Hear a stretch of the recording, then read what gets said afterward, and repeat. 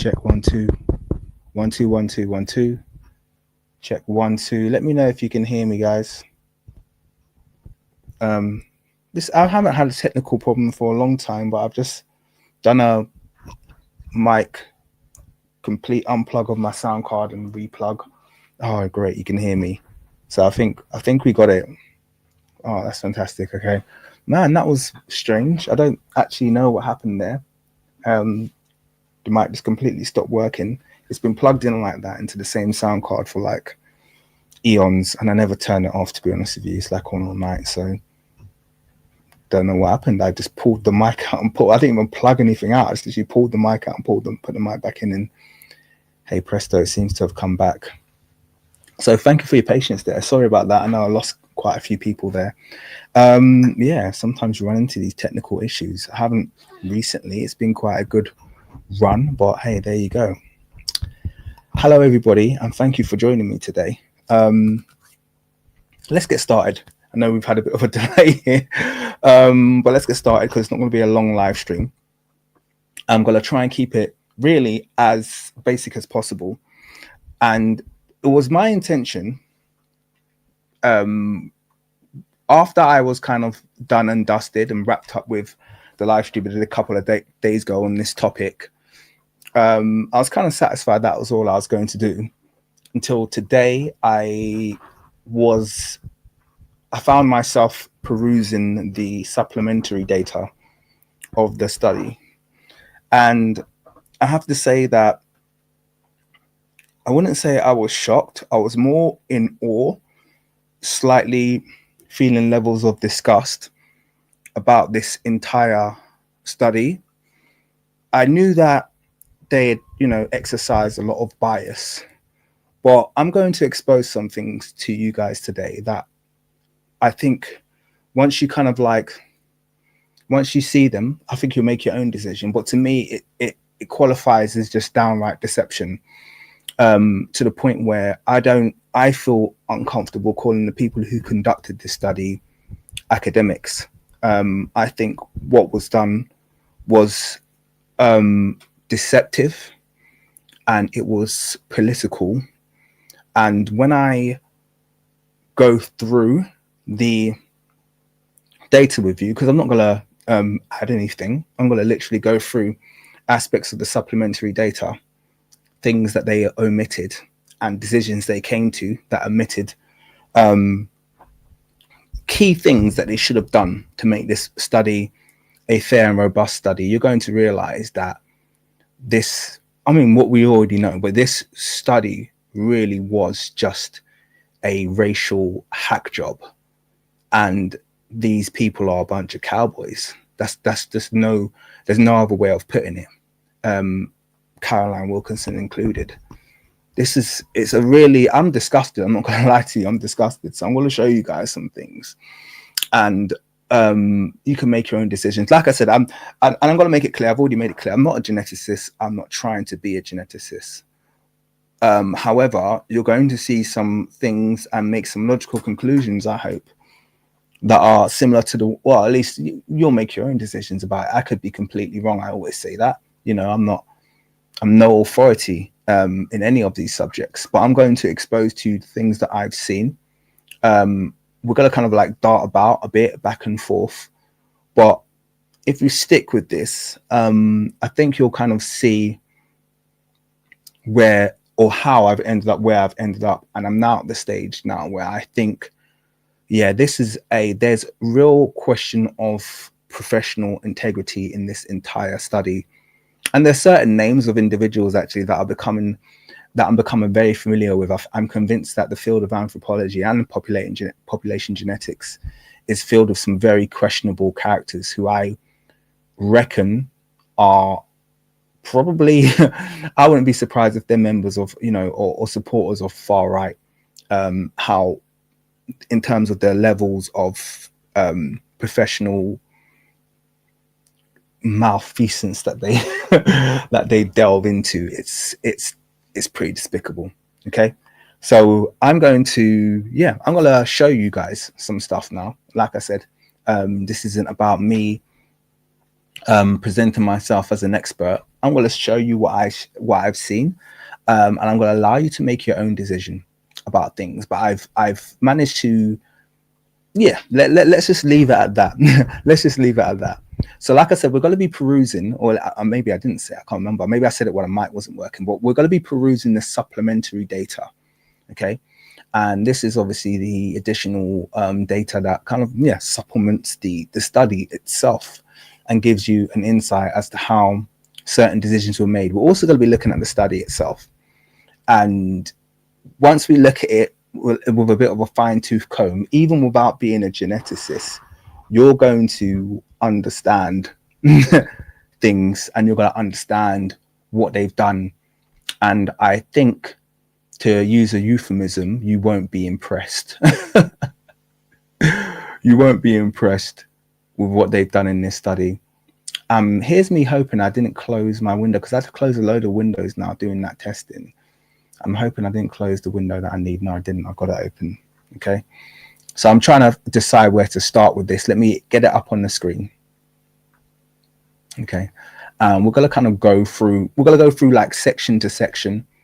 And yeah, and I hope you follow along, guys. It's not going to be too heavy, like I said, because I'm not trying to present myself as a super expert, but just stick with me on this. And I think you'll realize that this Nuerat study really needs to be entirely thrown in a bin, in my opinion. It needs to be thrown in a bin. And I'm going to show you that as well. Okay. So this is the supplementary data. Anyone can download this. Okay. Whole genome ancestry of an old kingdom Egyptian.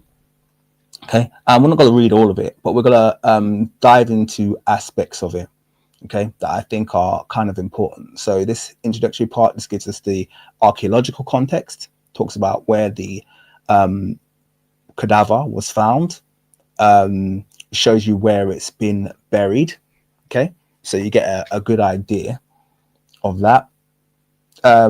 Nothing really to report there. There has been some controversy regarding the dating of the mummy itself, but I think the kind of place that they've settled on, and this is based on, according to the study, both carbon dating and the kind of relative dating material, they're kind of happy to date it in and around the early dynastic / old kingdom, that is the 3rd dynasty. Okay, so that's kind of where they've been happy to date it. But let's get into the part where we start to discuss the physical, or the phenotypic, and the ancestral aspects of the study, because that's really where the controversy lies. Okay, so I'm just going to scroll down past that first section of archaeological data. Here we get an idea of location. You know, it's kind of situated around Middle Egypt. Let's carry on looking. And this is actually a quite useful little diagram here, showing you where the large jar that he was buried in was found. You guys know I've already kind of queried, even though it's kind of, there is a subsequent study that does talk about the fact that although he wouldn't have been like highest ranking nobility, this was kind of like an honorable way to be buried. I will still lean on the fact that there wasn't mummification. I know it was early, but yeah, we can leave it at that. But anyway, they say he's relatively high ranking. There's not too much controversy about that. The only thing is, he could have just been, anyway, let's leave it at that. I'm not going to talk about his possible ancestry and origins that I have theories about at this stage, because that's not what's important. Okay. Now, I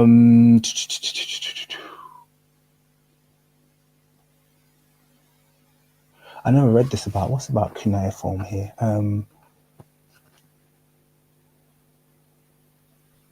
No, let's miss all that out. Let's not add stuff to this, actually. Let me not do things on the fly. I just want to go. Okay, so biological affinity.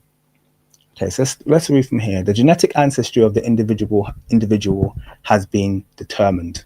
Okay, now, first of all, no, it hasn't. Okay, you haven't determined his ancestry.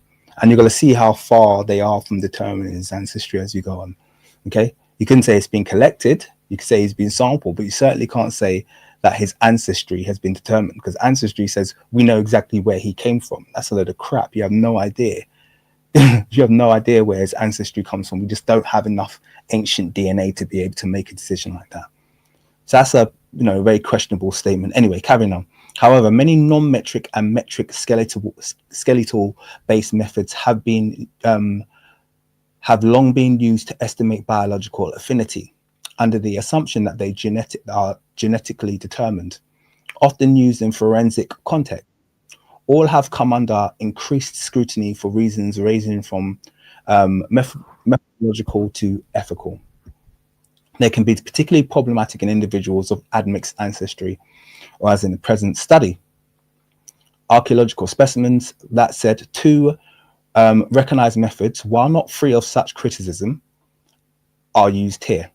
They say, while not free of such criticism, I think these have both been critiqued heavily.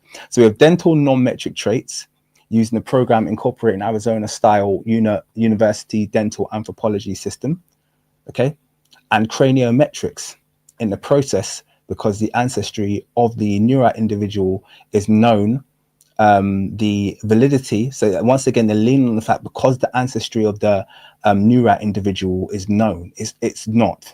And we're going to come back to that, okay? And we're going to actually look into this QP-ADM methods that was used to determine his ancestry, which it absolutely wasn't. But we'll carry on. The validity of these methods can be evaluated, at least in this specific case.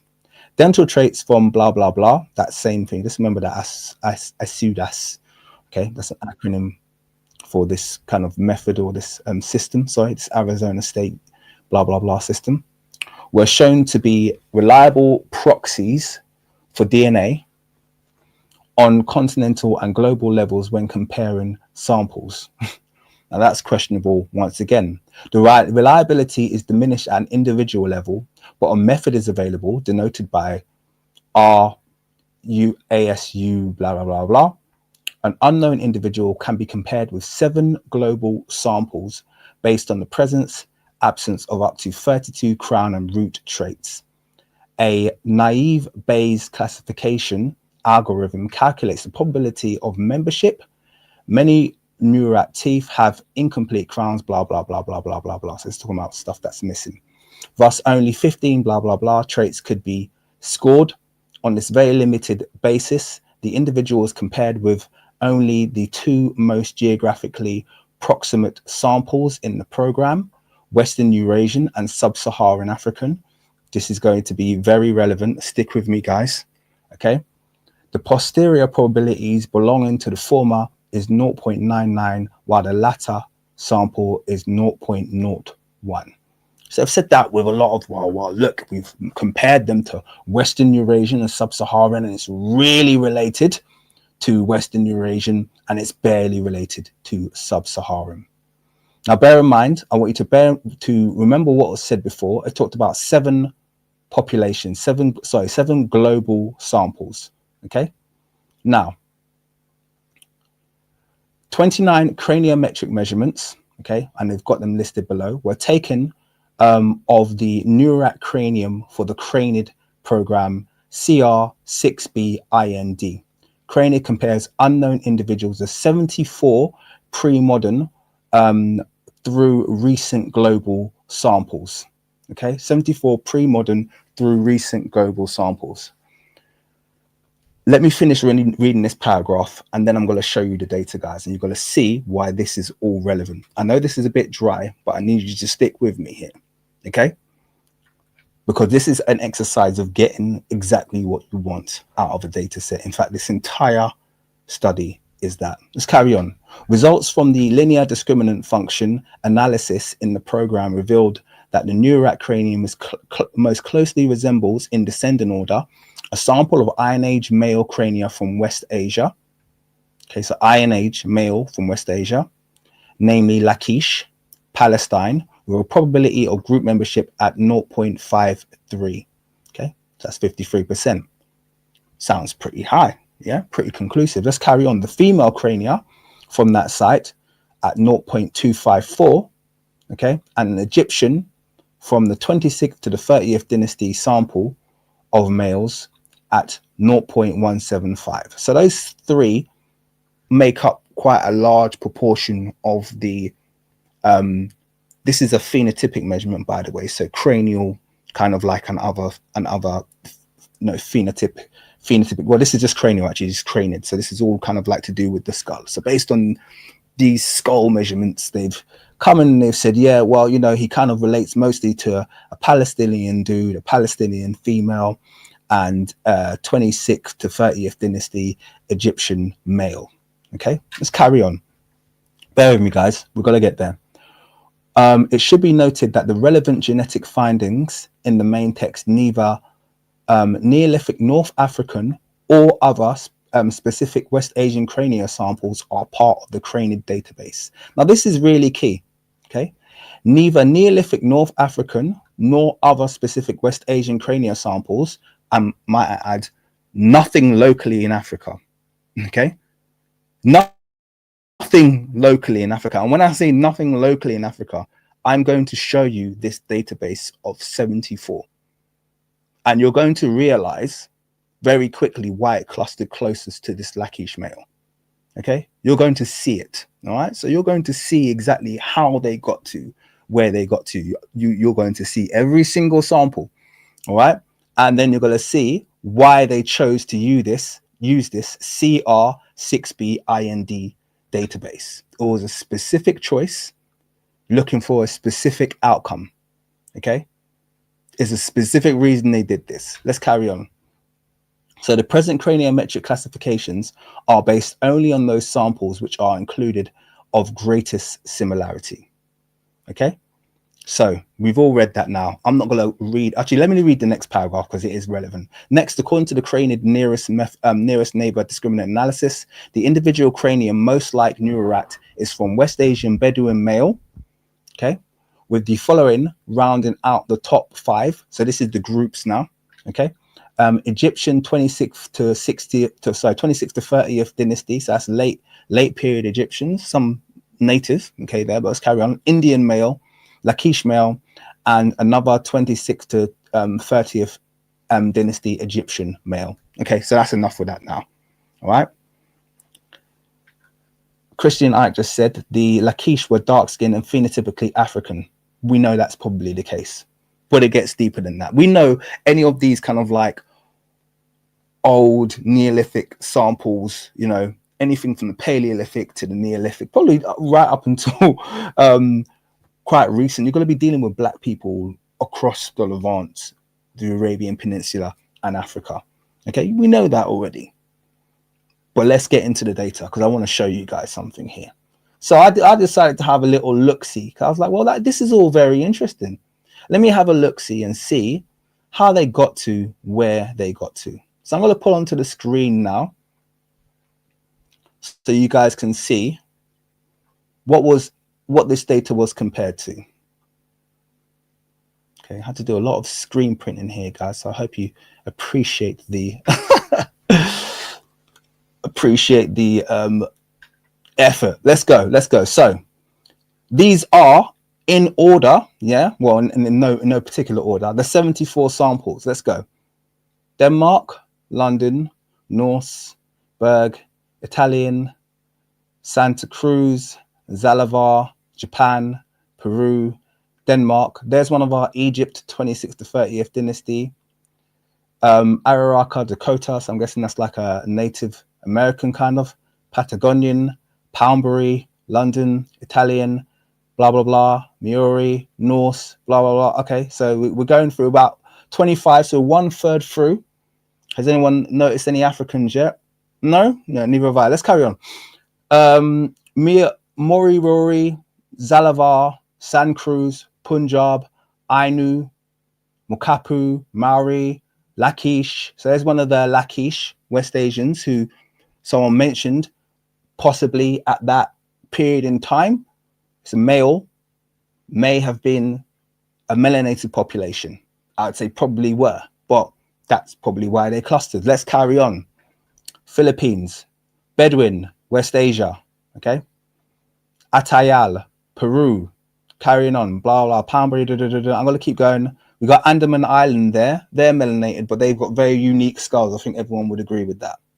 Yeah? Should we carry on? We're more than halfway through now. Still haven't pulled up an African. Here we got an African. Zulu South African male. So we have a single Zulu South African male here. Okay? And we're going to... I know they've picked a specific phenotype here. Okay? And you guys are going to see that the pattern here is quite clear. But let's carry it on. Guamlat, Twile. We have a Dogon, West African here at 57. Okay, so that's 2 Africans. Good. We have Teta, East African here. That's 3. Twile, South Australian, Eskimo, Tasmania, Easter. Another Zulu here. Okay, carry on. Another Teta here and another Dogon. Okay, so probably male and female of each. So we have a total of 3 different African groups. Teta, Dogon, and we have Bushman as well. Bushman African here as well. Okay, and Zulu. So Zulu, Bushman, Teta, these are the African samples. Okay, now I want to draw your attention to this chart below as well, because this is quite important. Let me zoom in a bit. Yes. So have a look at this chart below. Figure 3 is the geographical origin of samples in the cranid. So what's happened here is they wanted to bolster up the cranid database. Okay. So the original ones are the ones in blue. These are the ones selected by Howells. Now I'm just going to give you a bit of a background here, guys. This cranid database was created in 1980. Okay, 1980. This is not some recent thing. Okay. And it was clearly created by one of these eugenicists, or one of these kind of like really biased people who wanted Africa to have representation, but wanted sub-Saharan African representation to be as divergent from anything else that they pull out. So they picked a specific phenotype, even from these different populations. And I'm going to kind of prove that when I show you how they cluster together with other populations. All right. So we have that one's shown in Nigeria, but it's Dogon, so it should be shown here. They haven't even put the bloody stars in the right place. So we have Dogon, we have, I guess that's our Keita East African, we have our Bushman, and we have our Zulu samples. So we have our 4 African samples there. Okay, so our 4 African. Now you'll see that these crosses are new cranid samples when they wanted to bolster the database, yeah, make it look a bit bigger. So what did they do? They added a whole bunch more non-Africans. Look how many Eurasians they added. 1, 2, 3, 4, 5, 6, 7, 8 Eurasians, 1 Australasian, and 1 South American.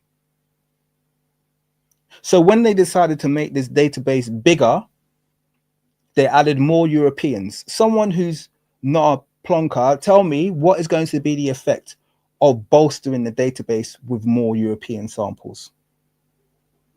Because it doesn't take much of a rocket scientist to figure that out.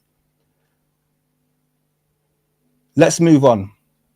Now, this is a dendrogram that was created, and this is going to lean into my theory. Because remember, when they're creating these databases, it's not like this is a skull database based on kind of like old skulls. They're not going to create or find African skulls that have aquiline features.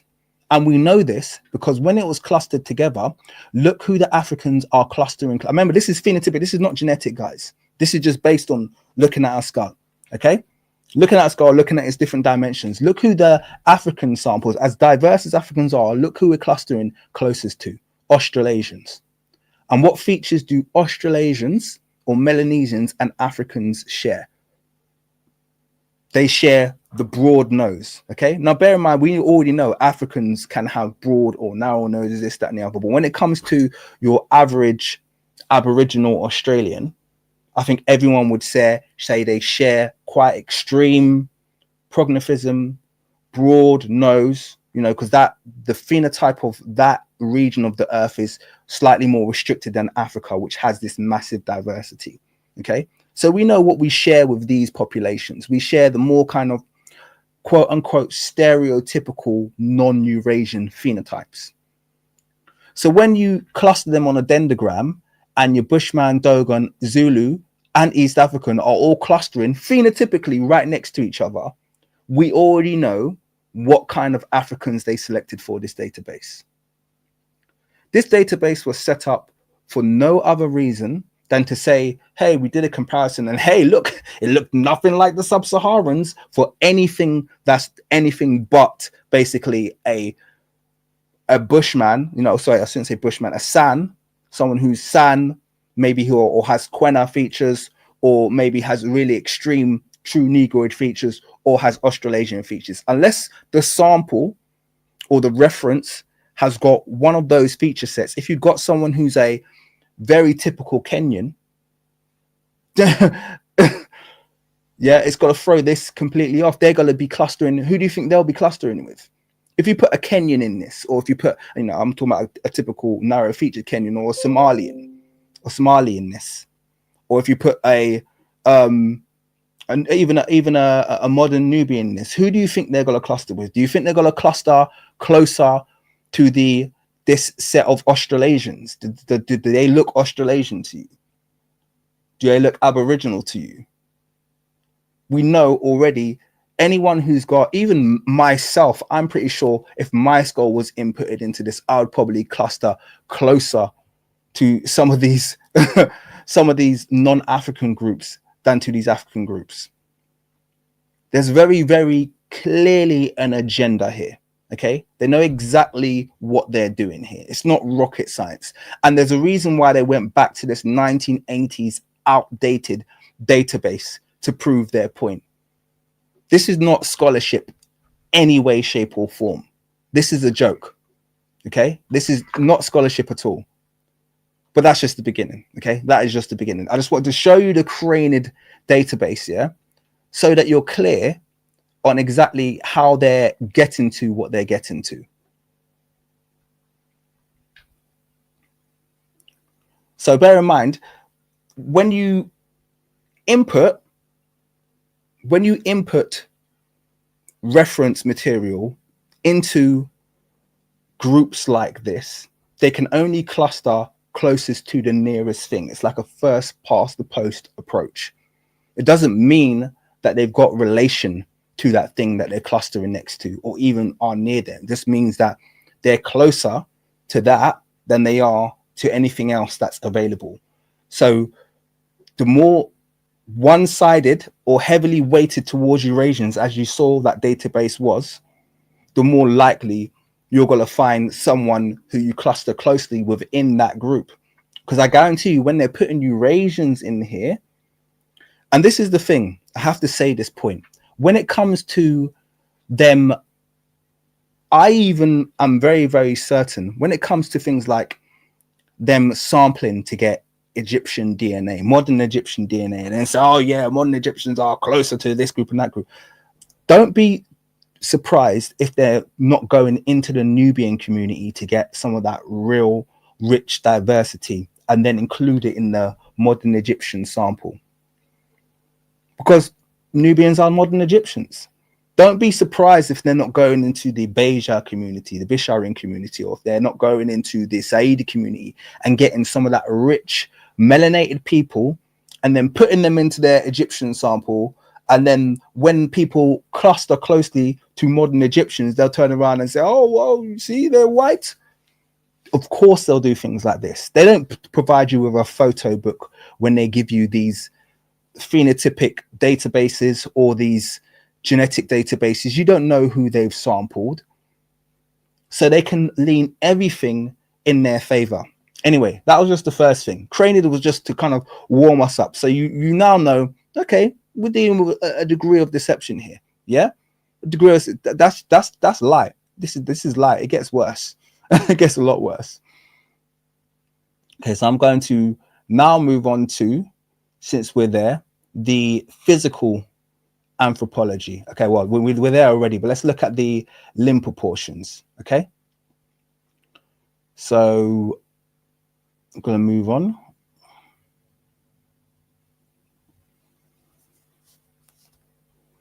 Bear with me. Okay, so skeletal markers of physical stress. We don't need all that. This is all very interesting, but we're just looking for the relationship to how they make decisions about population.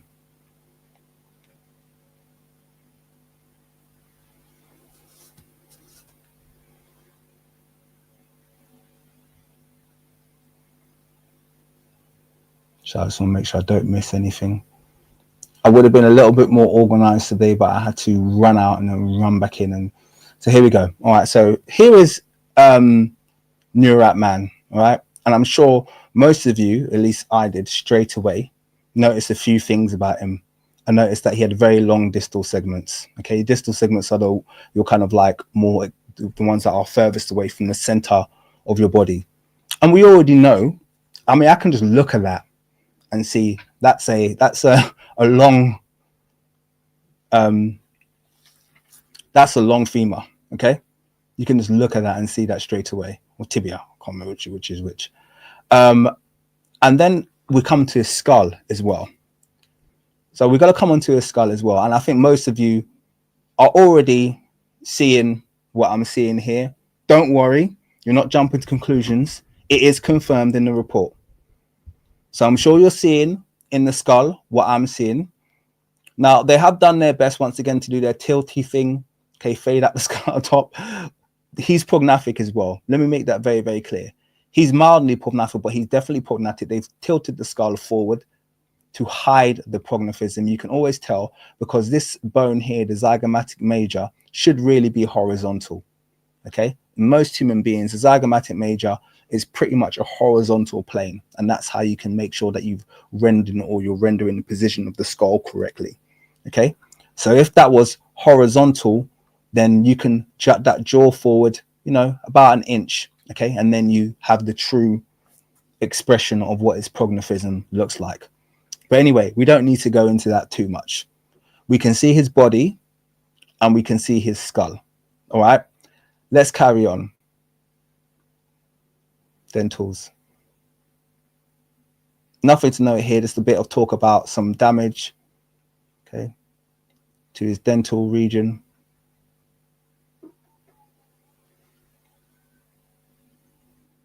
Okay, and then we're going to get to the good bit. So here's where we want to get to. Now, this was interesting. I mean, I loved looking at this image here. Okay, it says figure A is a drawing of two sections in a longer panel of a pottery workshop. Now, they only included this to kind of talk about, because he saw some of the shapes in terms of the pots that he worked on, and they were kind of speculating different ideas around the kind of work that he did based on the wear and tear of his body, basically. All right, feel free to read into that all you want, but I love looking at this image because I'm like, in a very paper where they're trying to deny the Africanity of this man, even the artifacts are staring back at them and saying, hey, what are you really gonna insist that these people being depicted here are not Africans? Are you really gonna insist that? The artwork is literally staring back at you and trying to correct you, you know, in the same paper. But let's get on to the good bit, and this is the good bit. Okay, guys. So I kind of spoke about this yesterday, yeah, but I didn't get a chance to go into it because I was kind of like faffing around trying to find it. So have a look at this. Yeah, this is the limb proportions. All right, we've gone into other aspects. We didn't do limb proportions, so let's do limb proportions today. All right, stature estimates of Nuerat individual based on long bone dimensions. And my, the cope is wonderful here, but the data cannot be denied. All right, now those of you who have been on this channel for long enough, you'll kind of know how it works in terms of, in general, the bodily proportions, okay, of individuals from Africa or who are tropically adapted, as Cato would say, people who have evolved on the African continent versus people who are cold adapted, they say, but I'd say Neanderthal admixed, if I'm going to be totally honest with you, but let's say cold adapted for the sake of political correctness. All right, there's a difference in terms of the limb proportions that they display. So if we have a look at this table, we can see some very, very clear headings. Now, this table is based on ratios that were created a long time ago, based on white Americans and black Americans. Now, you guys already know I would love to see much more localized groupings. But in this study, they still want to use these really outdated stuff. Yeah, we know that already. They love the outdated stuff. But let's have a look at this. All right, so this is Nuerat individual. So humerus, based the length based on the calculations of the white algorithm, let's call it, or the white ratio, give him an estimated humerus of 159. Black is 156, and you see here he's very close to 159. So that's 1 point for the white group. By the way, that's the only point that the white group gets. Let's move on. Radius 164, 159, he's 160. Femur 160, 158, he's 157. Tibia 168, 163, he's 160. Femur and tibia 164, 159, he's 158.6. So if you have a look at the end, this is the key point here. Mean stature 16.43 on the white estimate, 159.29 on the black estimate. He's 159.12. He's almost a perfect candidate for using the quote unquote Negro ratio. Okay, almost a perfect candidate. And if you look at the final estimates, they're pretty much the same, very close. So this is basically telling us physically, if you measure his bones, he is proportionate to a Black American. This database says Black American. Now, what's interesting is he's even more divergent from the white group, suggesting that he's moving into that region of being super Negroid. So he has really long, he's got longer than the average or the set of Black Americans. And this is what I would expect to be typical anyway, because we see this in East African groups. Now, what's really interesting about this as well is there was another study, and I hope I didn't close it down actually in my my horrid situation I just had there. Yes, this is it. So this is the study that they referred to that I was looking for yesterday, where they're doing all that coping.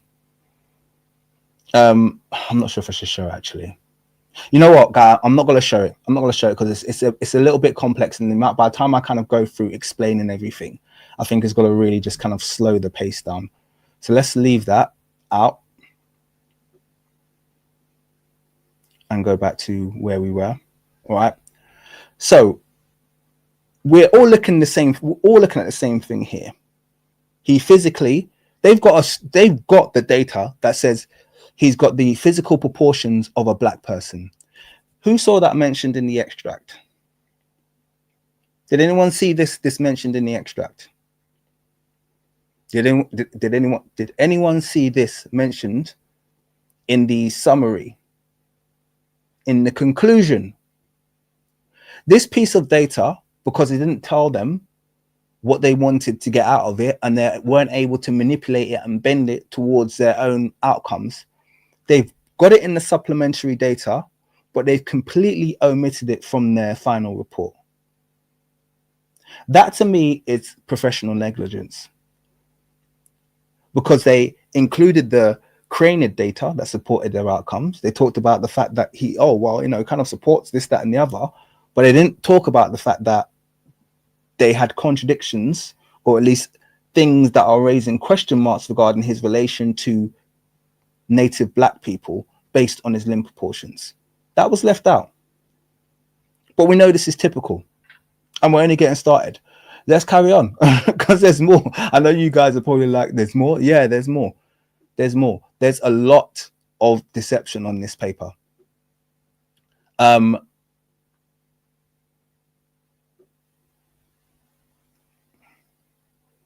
So I want to read you what they wrote about that as well. Okay. So you guys are really clear on this. Where's their conclusion? Did I skip over that? They wrote something and I almost burst out laughing at their coping. Let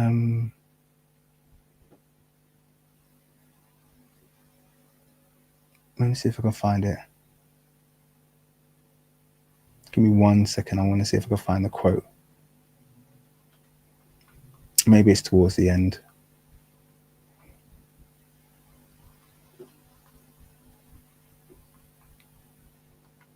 Yeah, no, it's somewhere else. It might even be on the main paper. Let's have a look. But anyway, let me carry on. Sorry about that. I don't want to waste your time. But there was a really funny quote that they put that I want to read out to you. It was along the lines of, yeah, basically he clusters as black. This is kind of what they wrote. He clusters as black, but the ancient Egyptians had their own group. That's kind of what they said to get around it. So, oh yeah, the ancient Egyptians had their own group, which seems to be the most important thing to them.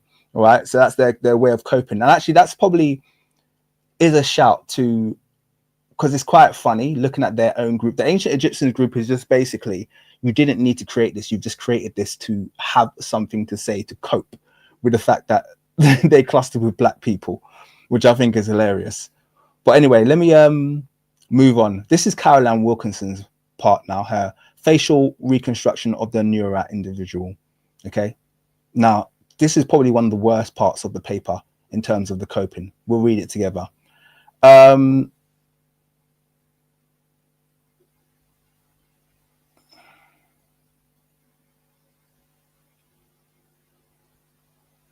Okay, let's read from here. Whilst research has shown good accuracy in relation to the prediction of face shape from skeletal structure, the addition of reliable color, texture, and detail is notoriously difficult to achieve. Psychology studies suggest that different hairstyles, facial hair can have an alarmingly strong effect upon facial appearance and recognition levels. In archaeological investigations, the most probable hairstyle, hair color, skin color, and eye color will typically be depicted based on contextual information. Bear in mind what she's saying here. Okay. It is therefore important not to consider a facial depiction as a portrait or definitive image. So this is kind of like disclaimer. All right. Is this your disclaimer? As it can only visualize the available information, and additional evidence could lead to future iteration. Now listen here. Listen to the cope here. In this case, although DNA suggested most likely population of origin, and by the way, spoiler alert, it doesn't. Okay, and we will be coming on to that. Listen to the next section. There was no evidence. Listen to what she says here. There was no evidence in relation to eye color, skin color, and hair color. Excuse me, is she on the research team for this paper?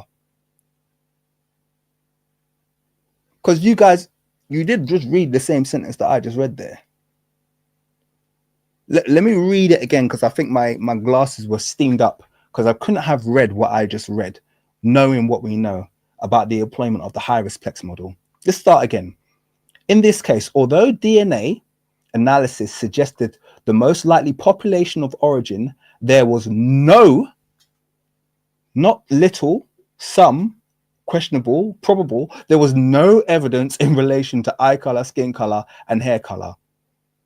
Oh, Caroline, how did this make it into the final published study? Could someone help me out there? I want to know how this made it into the final published study. Because the high-risk plex model, I believe, the high-risk plex DNA analysis, okay? The high-risk plex model clearly states the eye color, the skin color, and hair color based on probability. Okay, that's what the DNA analysis. This is ridiculous. Okay, she's on the study team. Therefore, the facial depiction was produced in black and white without hair or facial hair. And you guys saw her grayscale, her objective grayscale, which I always say is a load of pants. It's not objective at all. Let's carry on. The craniofacial structure is directly related to function, mastication, respiration, and protection of the brain. And the relationship between the bone and soft tissues is reciprocal and responsive. Let me just skip over that. She'll start talking about how she made her decisions in a moment. Craniofacial standards are based on human dissection research supplemented by more recent clinical imaging. I'm trying to get to the point where it's...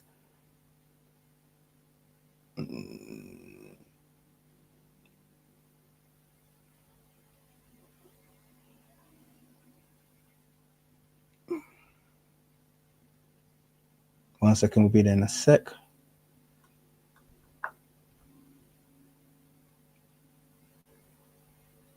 Facial reconstruction utilizes tissue depth. We know that already. Skull assessment. Okay. Let's read from here. In this case, the cranium and mandible were intact with some missing teeth. We looked at that yesterday. Okay. The skull was robust with strong muscle attachments visible at the occipital bone. Okay. Temporal bone and mandible. The skull exhibited moderate brow ridges, gonial flaring, a square jawline and mental region, a strong supramastoid crest and large mastoid processes. These traits are consistent with a male skull. Fine. Okay, we'll give you that. Let's carry on. The skull was dolichocephalic and exhibited post-bregmatic depression. Now, what she doesn't go on to say, I mean, she's talked about these things being indicative of it being a male skull. Why has she not talked about what dolichocephaly and post-bregmatic depression is indicative of? I'm sure you guys have got a good idea about which populations have dolichocephaly and post-bregmatic depression. If you don't, feel free to Google it. Okay? Think you know where I'm going with this. Okay? And she knows this as well because she said it in a video. She's talked about the fact that these traits are associated with Africans. Okay? Left it out. Let's carry on. That's not all. There's more. The square orbits, guys, we looked at that thing yesterday. What did it say about African orbits in relation to European ones in terms of their shape? What does it mean? Okay. The square orbits suggested slight upturned fissures, triangular eyebrows, and normal ball protrusion. Now, that's not all, guys. Let's carry on because this is really important. All right. The nasal spine and nasal bone suggested an upturned nose with a rounded alley. That's the outside of your nostrils, guys. Yeah. Upturned nose, rounded alley, concave dorsal ridge. What's that a nice way of saying? What's a concave dorsal ridge, everybody? What's a concave dorsal ridge? You can either have convex or concave. Concave means inturned. Dorsal ridge is nose bridge.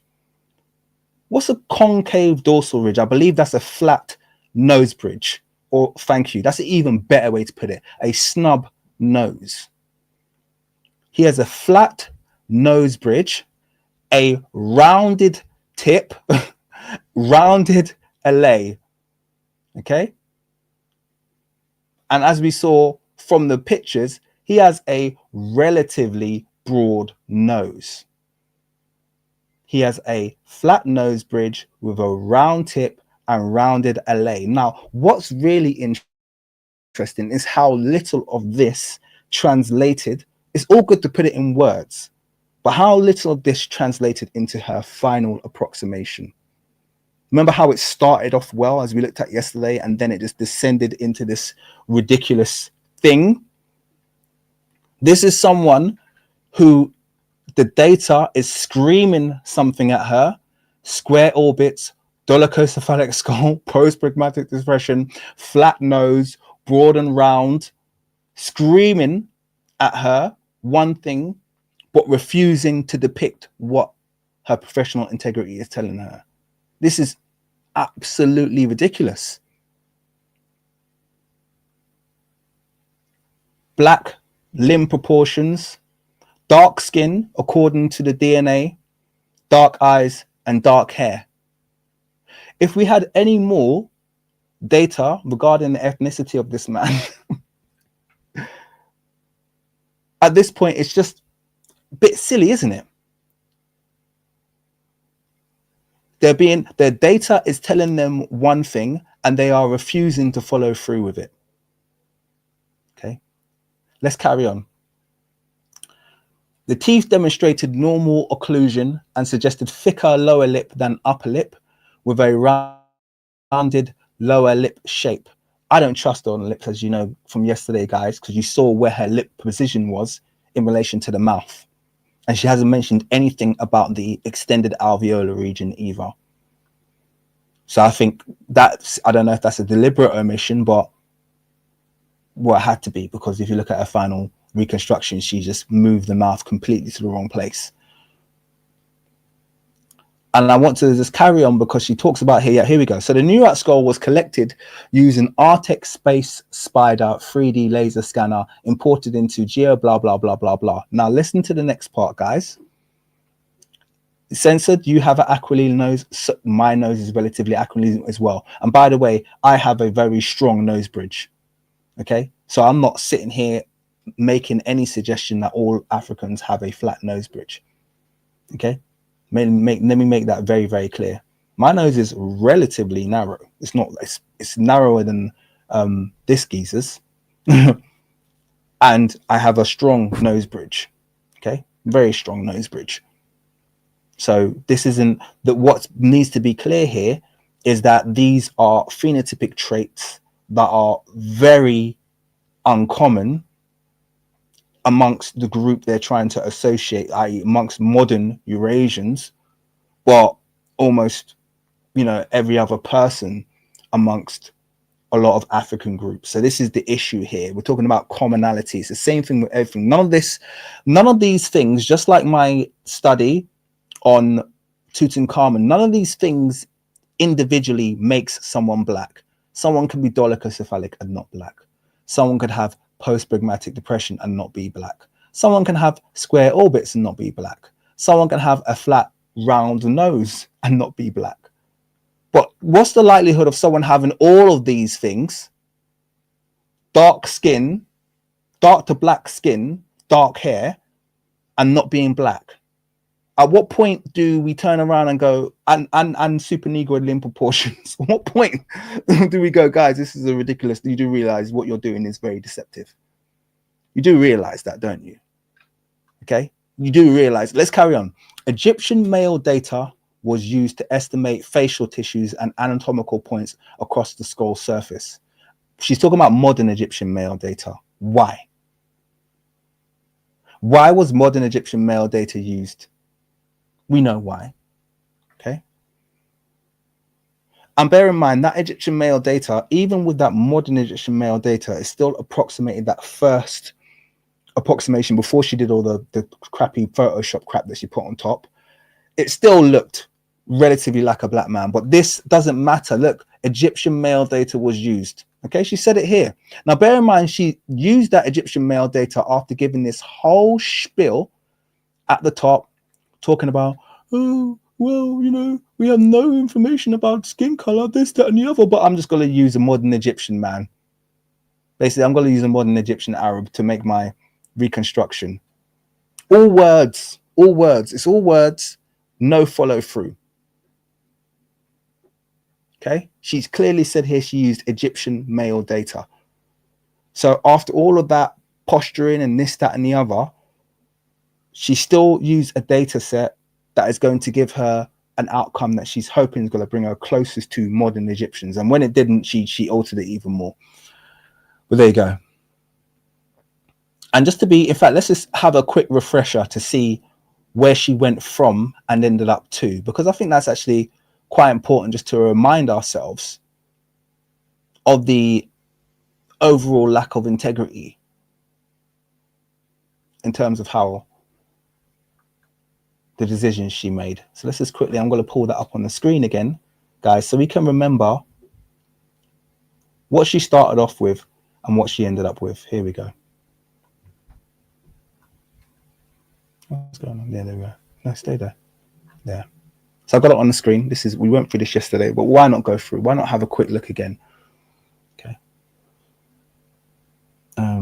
Let's just make it a little bit bigger so everyone can see. So remember, she started off, let me pull it back up again.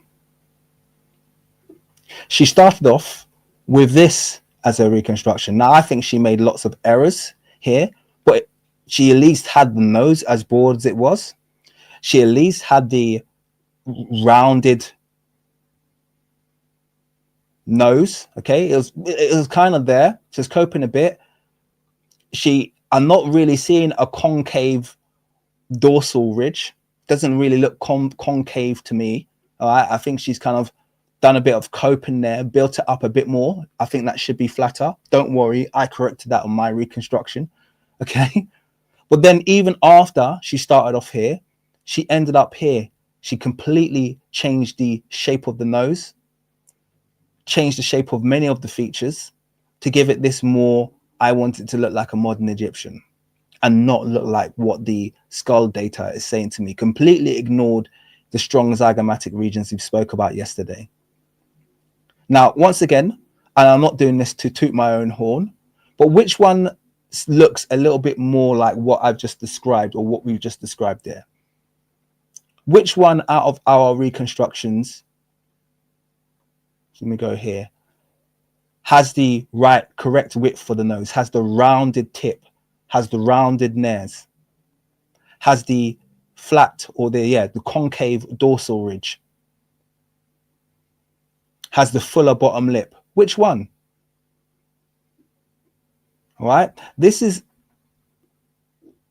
I don't know. At this point, it kind of like you do start to lose the will a little bit, you know.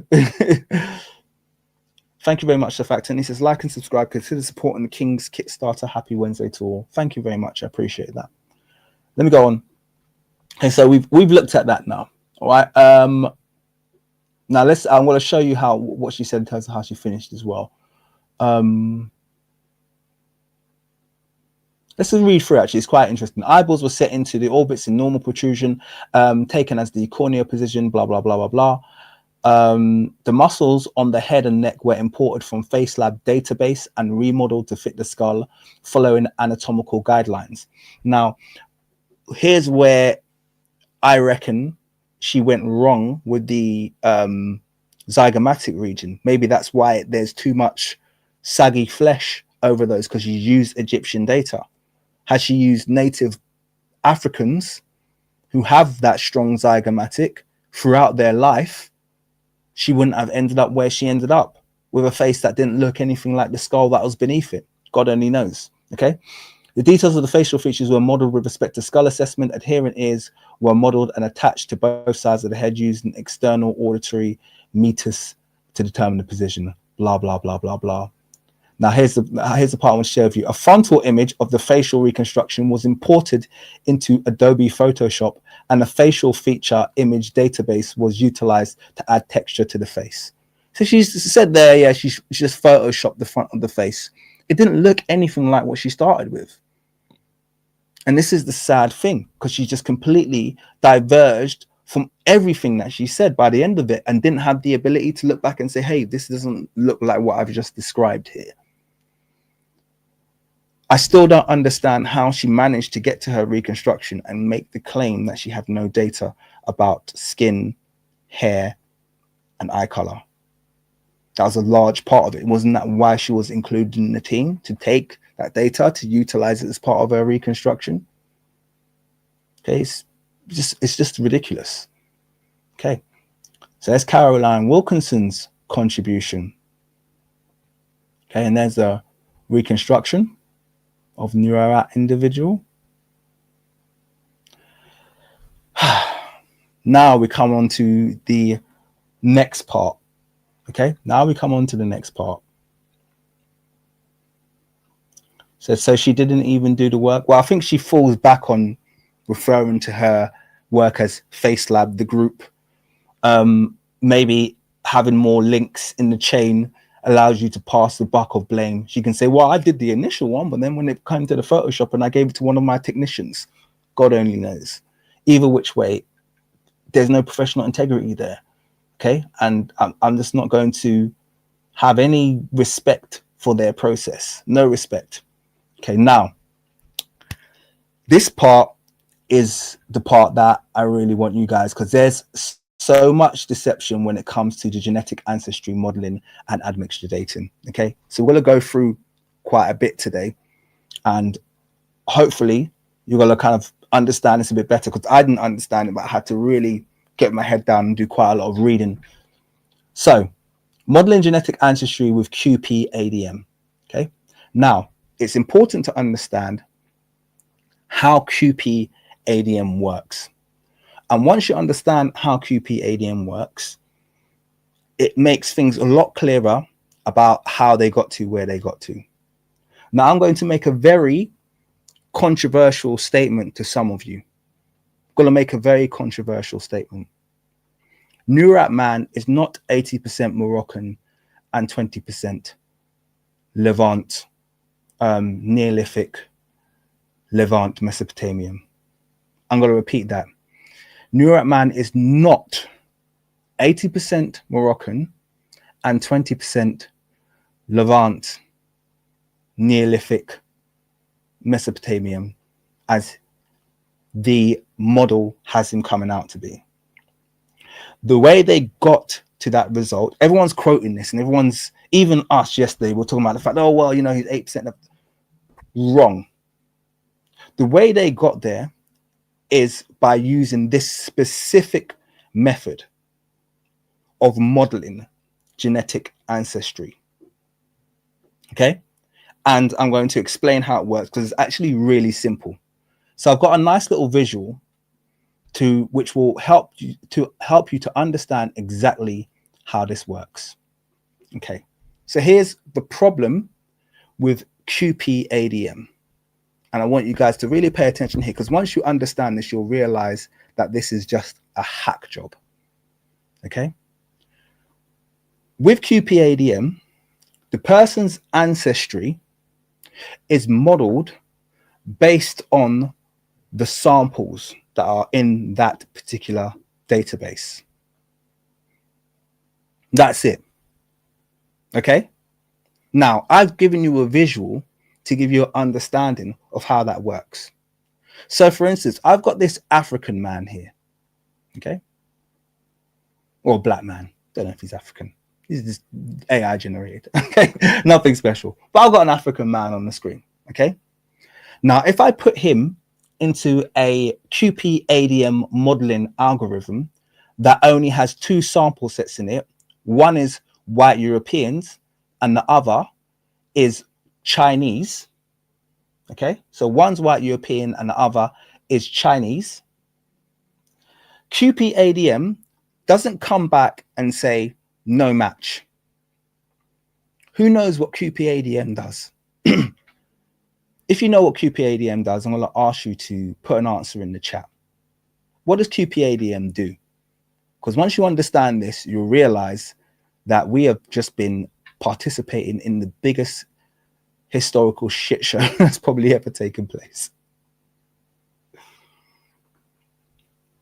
Put it in the chat if you think you know what it does.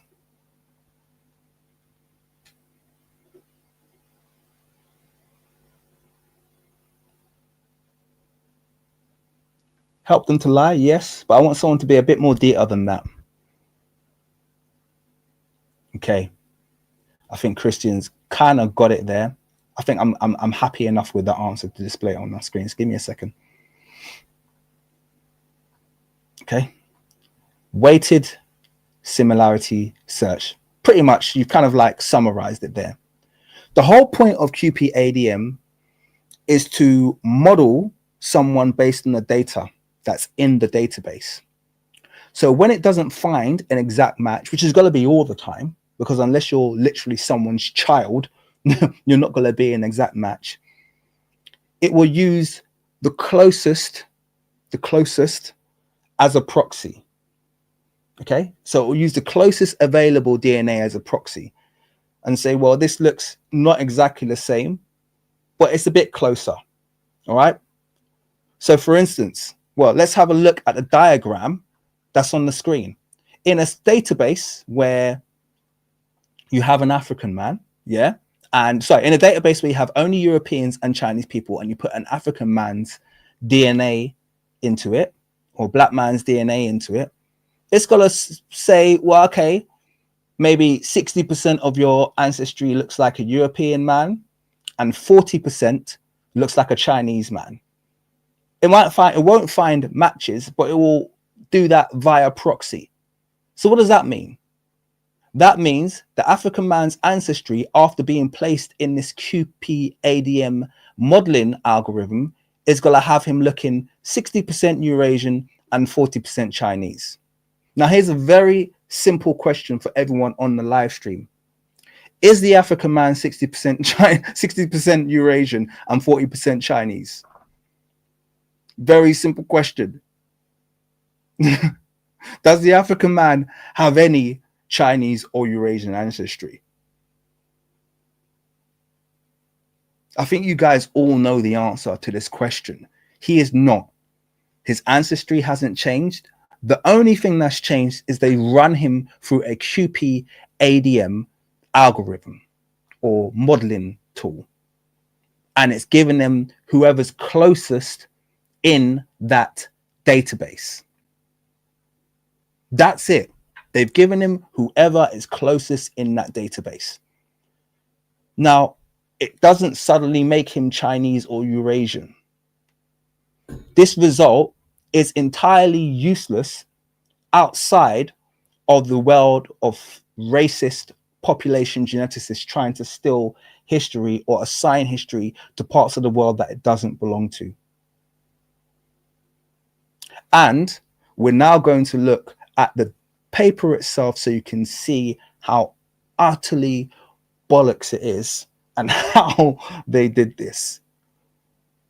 We're going to look at the paper itself because this is exactly how they are modeling using these. Okay, and they've got the whole world. Think about it, the whole world right now believes that this ancient Egyptian man is 80% Moroccan and 20% Mesopotamian. Let's have a look at the data they use. I'm sure you guys already know what it looks like. Okay, let's look at the data that they used in order to create this illusion.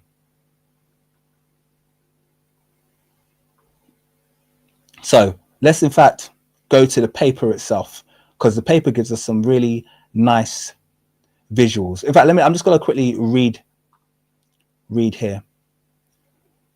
Let me read here. So distal QPADM modeling. We first modeled Nuerat, blah, blah, blah, Middle Neolithic Morocco, Bronze Age Anatolia, Bronze Age Levant, merged as one population or divided. No, in fact, I'm going to go through the paper. I'm going to go through the actual paper because I want you guys to see the visuals on this. All right.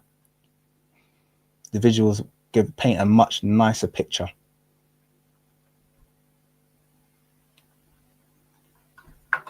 Sorry. I'm just going to copy and paste this because I haven't got the paper open, but let's get it open. All right. So let's have a look at how they achieved the deception. I'm okay just using the website. Don't think I'll need it.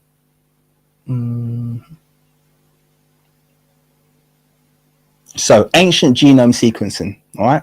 So I want you guys to stay with me here.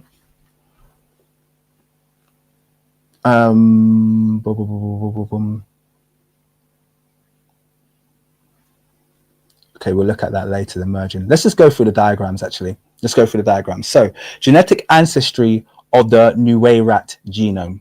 All right. So this is important. Now, this genetic ancestry was achieved by what I mentioned earlier, by the merging of the Nuerat genome with, see, this is the thing, there's so much deception on this. I'm always get lost in the source.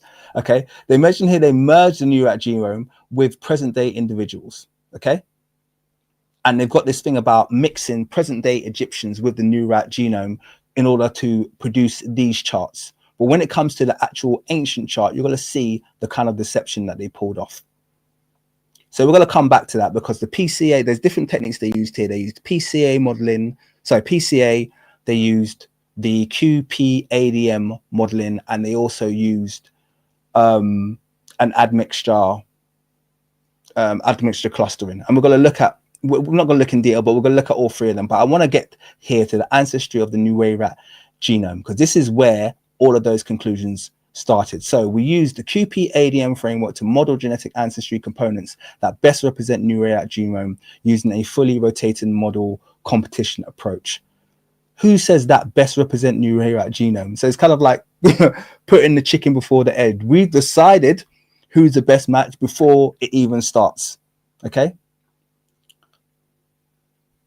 Let's have a look, because we can just go straight to the visuals here. So ancestry models of the Nuerat genome. Have a look at this. So remember, I've already explained with QP-ADM, it's all about what you put in the database that is going to determine the outcome. So have a look what's being put into the database to get us here. We have Anatolia, Angazil, Ashkelon, Bakwai, EB1A, Hazor, Tashahud. Okay. And then we have the Nuerat. And if we have a look here, Anatolia Chalcolithic, Anatolia Neolithic, Caucasus Neolithic, Levant Chalcolithic, Levant Neolithic, Mesopotamia Neolithic, Morocco, Zagros. Now, guys, I want you to put aside the fact that whether or not you believe these people are black. That's neither here nor there. Okay. The important thing is the location, because this is what they're basing all of their arguments on. The inputs of this database are all Eurasian. Remember, I showed you this map yesterday. These are the inputs of the database. Okay, so you can see the inputs of the database for the QP-ADM modeling that they used. They did not, in the QP-ADM modeling, put a single African genome apart from the Moroccan ones. And the Moroccans ended up being what they are most similar to, by proxy of them being the only Africans. So by proxy of the Moroccans being the only Africans, they ended up being the closest. Now, when they did this, I guarantee you they were disappointed with the results. They were expecting, with a database or modeling set this biased, I know they were expecting to pick up loads of this Levantine, reaching into this area. They were expecting that. They were expecting to pick up loads. Trust me, when it picked up 80% Moroccan, they probably wanted to shoot themselves, because this is like, in terms of biasing a database, this is beyond biasing it. This is just setting up something exactly as you want the outcome to be. Well, if we don't include any Africans, it can't come out African. And here's what's even really insightful. Okay. And actually Camgiverse picked up on this, so shout out to him. They have an Ethiopian sample, and you'll see that here. The Ethiopian Mota sample, okay, that's dated almost not contemporaneously, about 1,000 years out, okay, but they have an Ethiopian sample and they did not include it in their QP-ADM modeling. You have to, literally, they included everything else apart from the Ethiopian sample. They literally, for this test, the QP-ADM modeling, they left out the Ethiopian sample. And they only included it here to measure kind of distance or whatever. This is kind of like a test to measure distance from the Nuerat. I don't know how this actually works, I'm going to be totally honest with you. But this is not the QP-ADM modeling. This is a completely different kind of task that they're completing here. And they've put it here, so it seems like to the layperson, when they're reading it, oh, look, there was an Ethiopian there. He didn't even come up. No, the Ethiopian was not part of the QP-ADM model. It was not at all. Okay, so there's two references here. Sorry, there's one reference here where you can see the Ethiopian being included, and that was nothing to do with the QP-ADM modeling. Okay, we can read here, ancestry proportion of Nuerat and comparative Bronze Age Levantine Anatolian genomes for the best fit of the full QP-ADM model. All right, so that's what's here, figure A. Now, if you look at figure B, let's go scroll on figure B, estimation of the best source responsible for deviation of the Nuerat genome from the Middle Neolithic Morocco group. And this is where they've included the Ethiopian thing, but this one doesn't really tell us anything. Okay, this one doesn't really tell us anything. Let's carry on. okay? Because we can look at D. So model C here is the map, okay, and timeline of rotating sources used to infer proximal ancestry of the Nuerat and Bronze Age Levantine Anatolian genomes, okay? Once again, we can have a look here. This is just a timeline, but look at the map. There is no inclusion of any Africans, even including, I reckon, if they're just included. What's wonderful about this is all it takes is for someone, excuse me, all it takes is for someone to run this study again and include Man and see how different that QPADM result looks. That's all it takes. I think they've set themselves up to get shot in the foot here, because the level of deception to actually have the genome present and then decide, actually, for our final conclusion, guys, we're going to just remove this African one. That means they've already run it and they didn't like the results they get. I almost can guarantee you there's no possibility they had Man present and they didn't run him in the QPADM.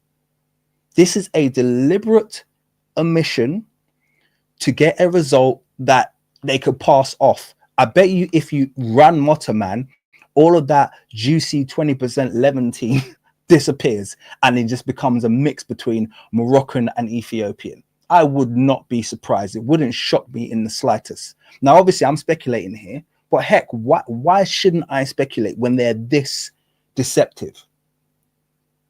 These people have no integrity.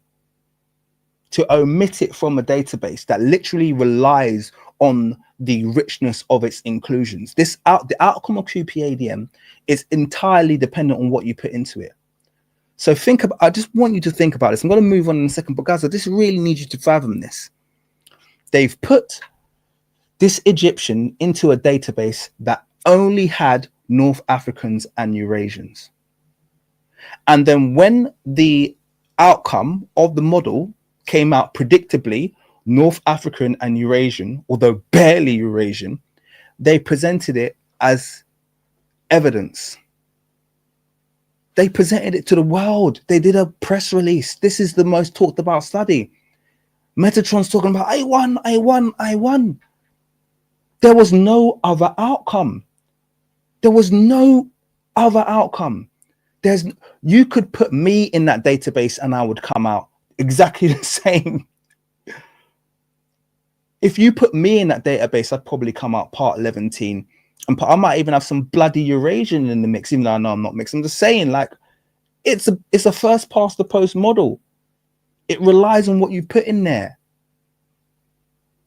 How can anybody with any ounce of professional integrity take this study seriously when they've done it this way? And it would be bad enough if they did it this way and they didn't include any kind of like discussion about sub-Saharan Africans or black people. They just kind of said, oh, we've done this test, blah, blah, blah, blah, blah. It turns out there could be a relationship between, by the way, and this leans to the fact that there's no relationship between Mesopotamians. That's not been proven at all. A model like this can't prove it. Okay, but anyway, let's say they've gone away and they've used as the headline in this entire study, no sub-Saharan ancestry was found. You didn't have a sub-Saharan in your database. It was impossible. There's no way you could have. Do you understand the levels of deception here? My brain wasn't working when I figured out how QPADM worked. I was like, so you've declared that there's no sub-Saharan admixture in Nuerat Man, but you modeled yourself to get that outcome. It was impossible to not get that outcome. This is wild. This is absolutely wild. I honestly don't know where to go with this. I can't stress enough how, like, I don't know if you guys are as distressed as me, but I was like, this is like deception on another level. We're not done yet, guys. I know I've said that a few times, but we're not done yet. There's more deception on this paper. It's crazy. Okay.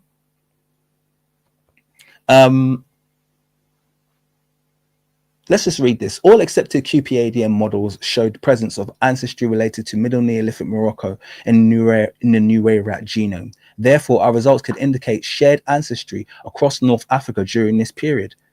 Well, it could and it couldn't. You don't have any other North African genomes to compare it to. You only included the Moroccans. And they just came up, they happen to be closest because you don't have any other Africans. The only thing you're proving is that Nuerat Man is definitely more related to Africans than he is Eurasians. That's the only thing you've proven on this study. There's nothing else you've proven. This is absolutely, like, it's atrocious. Okay?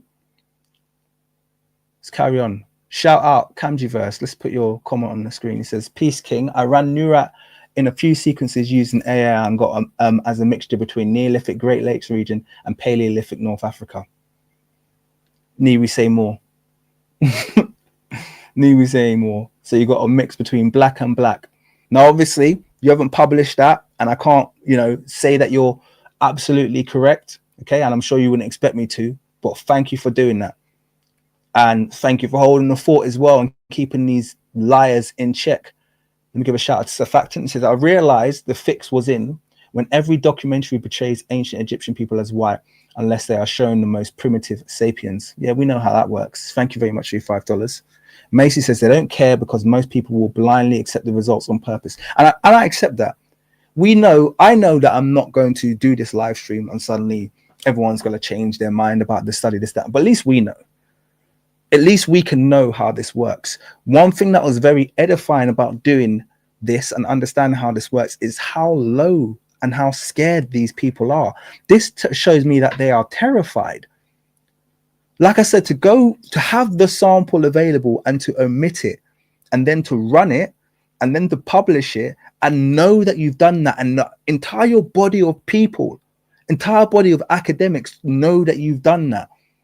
These people are pathetic. They're pathetic, weak, pathetic individuals. We've got them so beat, it's unbelievable. It's unbelievable. They are terrified. Genetics is gonna, even with their most careful manipulation, they are terrified. Unbelievable. The second genetic ancestry component detected in Nuerat individuals is most closely related to Neolithic Mesopotamians. No, it's not. It's most closely related to Neolithic Mesopotamians in the very crappy and limited data set that you gave it. Okay? Out of potential sources included, well, he says here, out of potential sources included in the model, competition. Okay? To further examine the putative affinity to Neolithic Mesopotamia, we computed a series of F4 statistics testing whether a set of groups shared more derived alleles with Nuerat than Middle Neolithic Morocco in the form of F4. And I'm going to show you more deception here in a second as well. Now, they've said here, and they stated here, although we caution that these results are based on a single Egyptian genome, they mirror another study that found evidence of gene flow from Mesopotamia and Zagros regions into surrounding areas, including Anatolia and the Neolithic, together with archaeological evidence for cultural exchange. And we talked about how weak those links are. These findings open a possibility that wider cultural demographic expansion originated in the Mesopotamian. So this is, you can see they've made a biased, only one outcome QPADM model, which was only going to tell us that the person was either Anatolian, Mesopotamian, North African, or some other Eurasian. And then when they've got what they want, they go, oh yeah, and this proves a link between the Fertile Crescent and this, that, and the other. No, what this does is it proves that he has probably got no relationship to the people that you want him to have a relationship to. And you're terrified of including Africans in a study like this. Let's carry on. I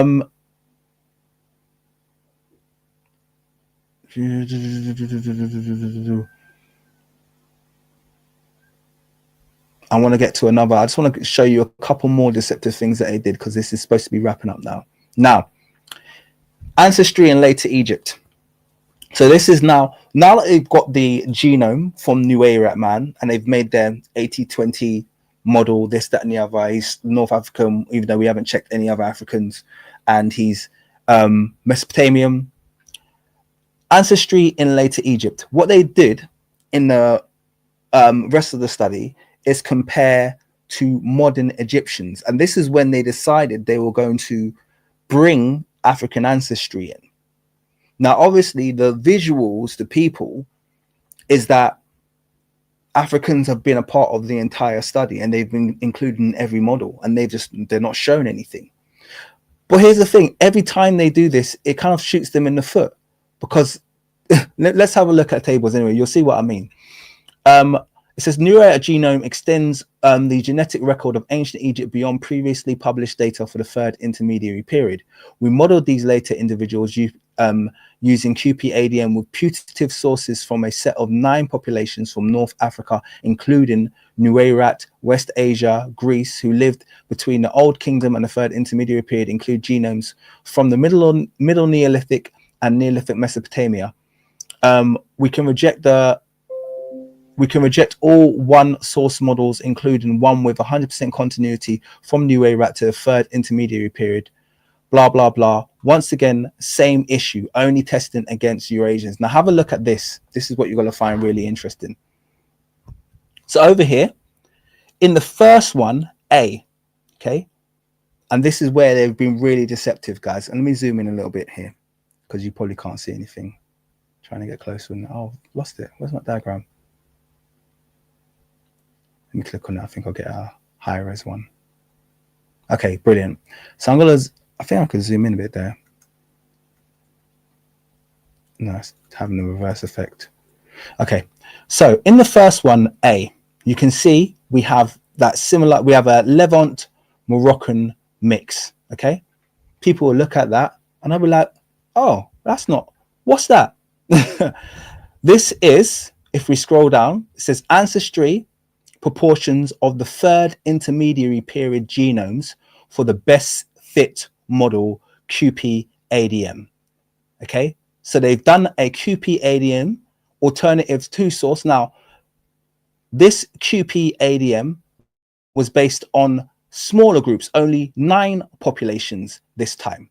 Okay, and this time it came, and this is based on not the Nuerat Man. So what you're seeing here is not the results of the Nuerat Man, but as you can see, the third intermediary period genomes. So they've moved on to a different source now, okay? And they're getting different outcomes, but once again, based on a limited QP-ADM with only 9 inputs. Now you'll think instantly, well, that must be related to this model or this table B, which includes Congo and Ethiopian. Let's have a read. B is ancestry proportions of present day Egyptian genomes for the best fit QP-ADM. Guys, did you see that deception there? I need you to fathom this, guys. Did you see the deception there? The first one contains no African ancestry, and it's the 26th to 30th dynasty Egyptians. Once again, compared against Eurasians. Okay, the same sample set that they did for Nuerat Man, but smaller this time, only 9 groups. The second one, which everyone's going to look at that and go, well, look, this is new. Everyone's looking at this and thinking, well, this must be Nuerat Man. Okay, and this is present day Egyptians who got more. Remember, their argument is that present day Egyptians have got more African ancestry because of recent gene flow in. The pink over here is Congo. The purple is Ethiopian. So present day Egyptians, almost every single one of them has some kind of contribution from present day, you know, or at least from the in this QP-ADM model to Congo or Ethiopia. Okay, but there's none here. What they don't tell you is there's none here because there was none in the data set. Okay, this was a completely different data set and a different source. They've done this so deceptively, it's unbelievable. So this is an ancestry proportion of present day Egyptian genomes for the, and they've done another QP-ADM here, and this time they've included Africans. Okay, we've included Africans now. Now anyone, any layperson reading this study from start to finish is going to see this and say, oh, this is the first time Africans has appeared in the results. Yeah. This is the first time we've seen any African DNA in the results. This is the first time they've included African DNA in the QPADM. This is the first time, and they did it with modern. They haven't shown you any ancient Egyptian genomes, be it the 26th, the 30th dynasty, or the Nuerat Man, compared with African groups. They've omitted it and just done these things here to so that everyone's kind of like reading it and going, oh, well, this is, look here, recent African admixture, probably the slave trade, blah, blah, blah, blah, blah, blah, blah. And they will come on to that. They will come on to say, well, you know, there's been an increase, you know, roughly 20% increase in sub-Saharan admixture and modern Egyptians, not telling you that they deliberately omitted Africans from being compared with the ancient genome. This is mad. Guys, this is real. This is paper genocide. Yeah, we've spoken, you know, we know that this is one of the things that they like to do. This is literally what you're seeing is paper genocide taking place. Let's carry on. C. So C gives us blah, blah, blah, values best. So C represents a map, and D, a timeline of rotating sources used to infer ancestry of 2/3 intermediary period and or present day Egyptian genomes. What do you mean and or present day Egyptian genomes? Okay. This one, I mean, these guys are absolutely ridiculous. It's one or the other. It's either intermediary period or present day Egyptian genomes. And so they'll show you here a timeline. Once again, you look at the map, you look at the timeline, you'll be like, okay, Africans were included in this entire thing. They weren't included in A. So this is how you use information to completely deceive people. This is complete and utter deception, what they're doing here. And as academic professionals, which I'm sure they will call themselves, there's nothing about this that is even remotely acceptable behavior.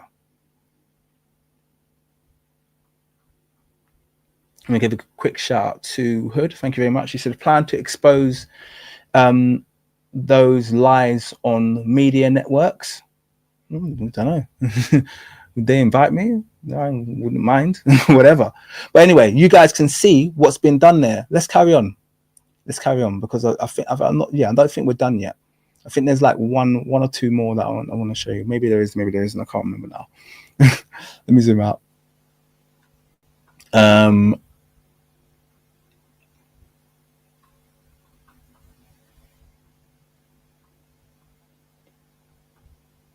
I'm sure there was more. I mean, sure, your head's hurting enough, guys, to see how they deceive. Yes, so that was it. I wanted to go to the I'm not sure if I should go. I could go through the PCA and kind of explain to you how that works, because there was some PCA modeling earlier that I said I was going to come back to.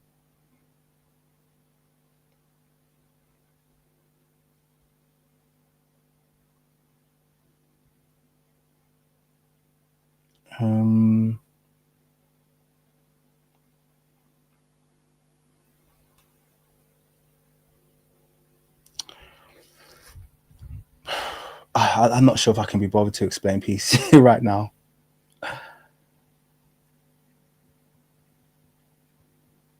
Okay, I'm going to explain this one really quickly, the admixture.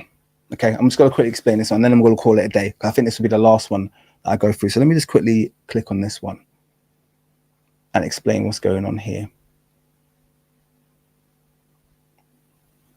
So we read there, C, admixture clustering analysis of the Old Kingdom genome in the context of ancient African, West Asian, and present-day Egyptian genomes. K14 ancestral populations. Only a subset of genomes corresponding to those using QPADM analysis.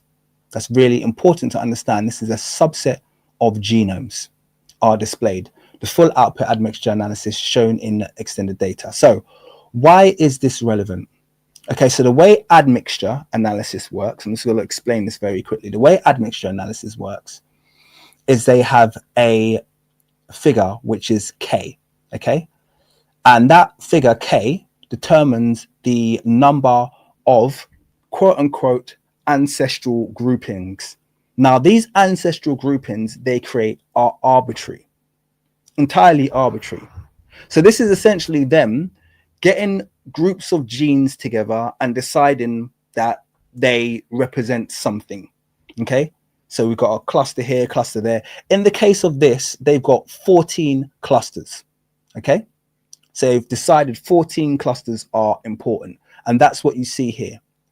Now, what you'll notice, and this isn't by accident, the African genomes, South Africa and Ethiopia, are almost entirely one cluster.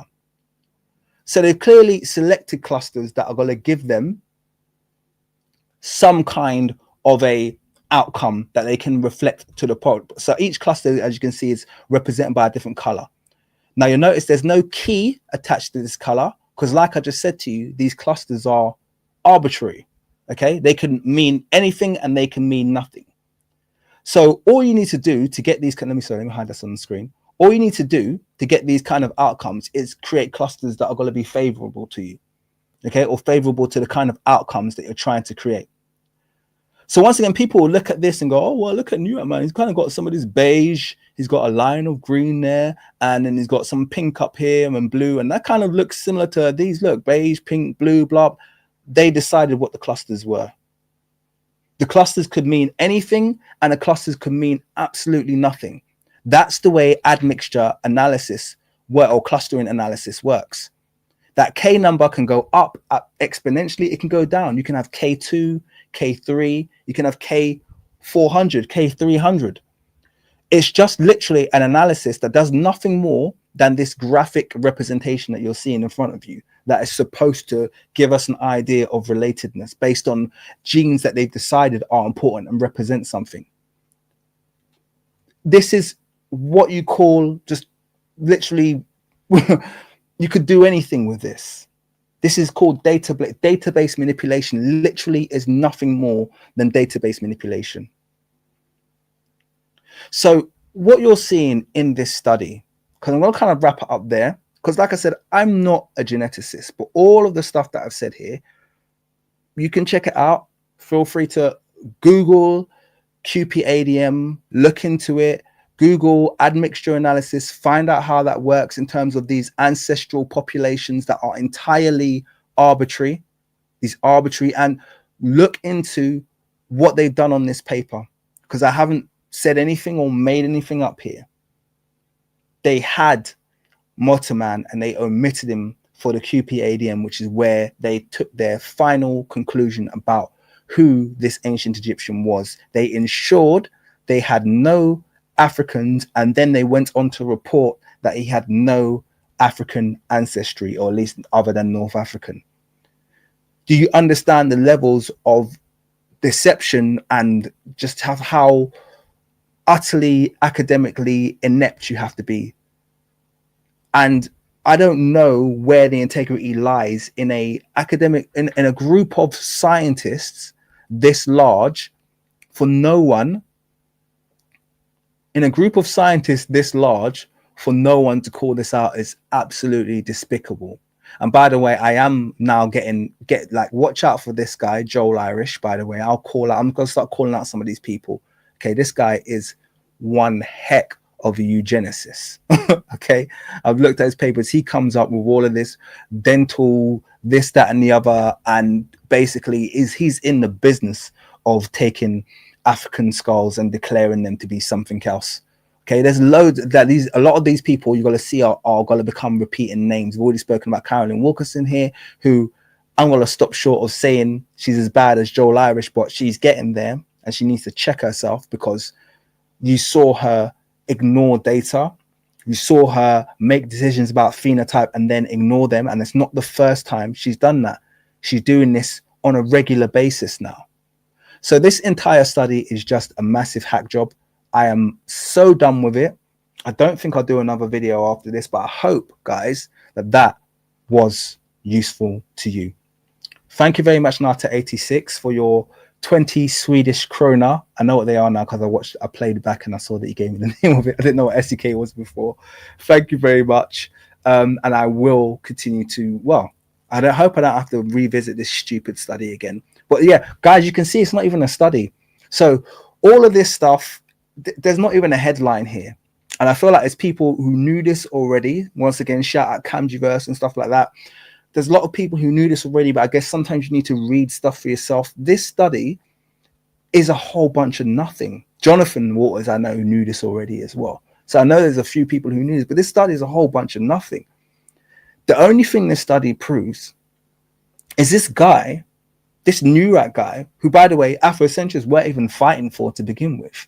But you've just given us a whole bunch of data that confirms he was a black man. And the only argument that you have for him not being black is the fact that he has 20% Mesopotamian DNA. And he doesn't. Let me be very clear. I said this at the start of the video, and I'm going to restate it now. Nuerat Man is not 80% Moroccan and 20% Mesopotamian. Inasmuch as this man is not 40% Chinese and 60% European. This has been nothing but a shit show of lies. And to be honest with you, this entire Nuerat Man study, we can throw it in the bin. It's done, it's dead, I'm done with it, it's rubbish. It's absolutely rubbish. They've proved nothing, okay? As far as I'm concerned, this is Nuerat Man until they can prove otherwise. This is the dolichocephalic, snub-nosed, dark-skinned, dark-haired, super negroid limb-proportioned African man with African DNA who they've tried to steal.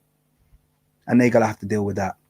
S. Daniels, thank you very much for your $5. Shout out to you. Appreciate it very much. No comment there. And Macy, thank you. She says the key to deception is to hide it in pseudoscience. Absolutely. But how many people will call out pseudoscience? All those people who always have all of these negative things to say about people who are just defending African history from a melanated black perspective have always got so much things to say about us. Imagine if we produced a study like this and used these kind of deceptive indicators. Imagine if we fiddled the books like these guys have done. Imagine if we took Nuerat Man's genome and only compared it to black Africans and then declared with gusto, oh yes, he is, name the African group, and we didn't include any surrounding non-black African groups for comparison. Imagine if we did this. Imagine if we took the cranid database like they did, but we had the reverse version where it had 2 Europeans and everyone else on it was African. And then we're like, well, if we look at his dentals, they're coming out African. What can we do? What they're doing is too much, man. This is like, it's the definition of doing too much is what they're doing. Yeah, that's a good idea. Let's put that out there. Let's see if we can get any of the authors out to see if they'd be willing to have a discussion about the crapness of their data and their conclusions. Big up to Nerd Large. Thank you very much for your donation. He says, any study that analyzes ancient African samples by comparing them to more Eurasian samples than African ones should be viewed as bunk. Absolutely. This Crick Institute study is just a dynastic theory. And you're absolutely right. And when we talk about African DNA, remember, I always lean on the fact that they will use Africa's diversity against it. You saw it in that cranid 86 database that I pulled up. I think it was 86, I can't remember what it's called. That cranid database that I pulled up. They deliberately use Africa's phenotypic diversity against us. Okay? And they found the most divergent skulls they could find, so that every time people use that database, unless the person has got really stereotypically kind of like Australoid leaning features, they're not going to come up as being black. They're going to come up as being closest to Eurasians. They know exactly what they're doing there. But they also know in Africa you get all of the phenotypes in between, and they won't ever include those. So this is just everything that they do. And then you're seeing what they do with their, when you have someone like Motta, who I know for a fact would have thrown their QPADM on Nuerat Man right into the African, they just leave him off. Like, just leave him off. Like, this is, I can't fathom how deceptive that study is. But hopefully, guys, you've all seen it now. So when people come and they chat rubbish to you in the comments, and they're like, oh, blah, blah, blah, and they're quoting the supplementary data, don't be afraid to pull it up. Because actually what put me down this rabbit hole is I was responding to one of these people, this critic, in my comments, and I pulled up the supplementary data. I was just going to disprove them on the cranid. And then I just got to reading damn, these people be lying, man. Be lying bad. It's really.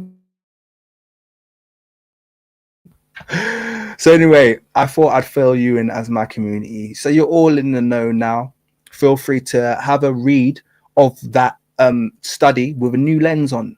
Okay, have a read of that study and have it with a new lens on now that you know all of the lying and deception that they did. I hope it's clear for you guys. I've got to go.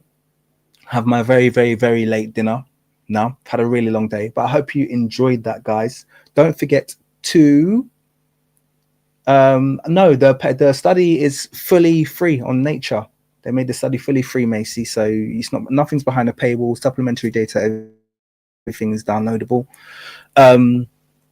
Yeah. The only thing I haven't looked at yet, and I think Kamji has, maybe he'll put a link to it in the comments or something, is there's I know it's been slated in peer reviews, or at least there's certainly a lot of rebuttals on there. There's a way of accessing that. I was looking at it before, but for the life of me, just didn't have the time to pull it out today. But maybe have a look at that, because I'm sure a lot of the stuff that I raised today, people have raised as criticisms of their study. But anyway, there he is, Nuerat Man, round nose, flat nose bridge, upturned nose, so snub, upturned nose, upturned round nose, rectangular orbits, with